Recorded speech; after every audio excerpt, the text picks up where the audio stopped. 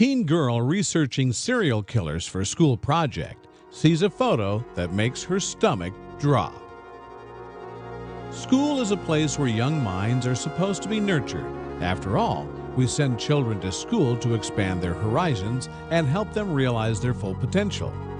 During their education, we hope that children learn almost everything that they need to know in order to help them pursue a career and a happy life.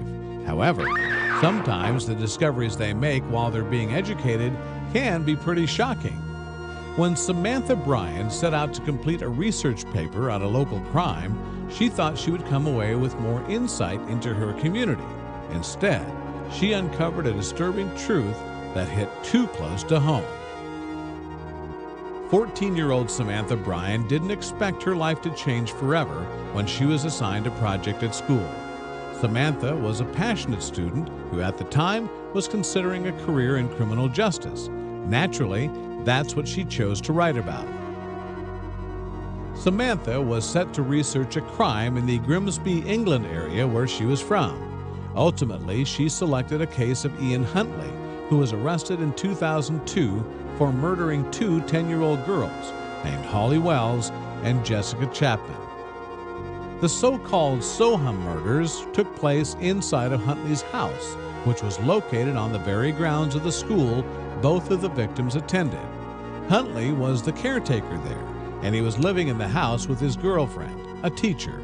It ended up becoming a case that had horrified the whole country. Samantha hadn't been researching her project for very long when she uncovered something shocking.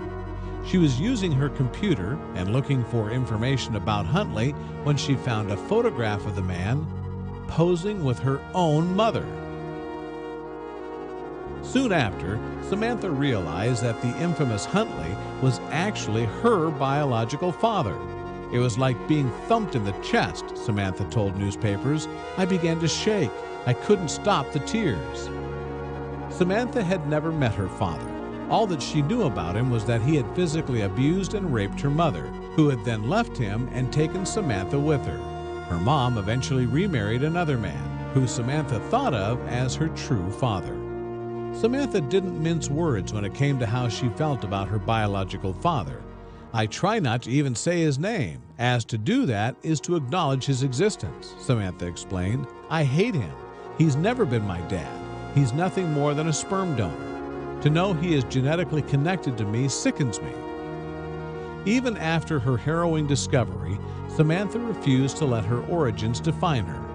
Despite knowing the truth, she wouldn't let it stop her from becoming a force for good. She even began training to become a paramedic.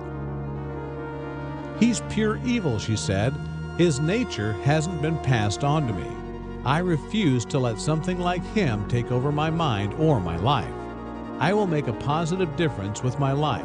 I want to help others, the exact opposite of everything he stands for and ever will. In the end, it's unbelievable to think about how Samantha uncovered this terrible truth. While there's no denying that her father is a seriously disturbed man, it's heartening to see that Samantha is more motivated than ever to make a positive impact on her community where her biological father didn't. Isn't it shocking that Samantha made a discovery like this one? And all the while just doing her homework. It's amazing how she rallied in the face of her trouble.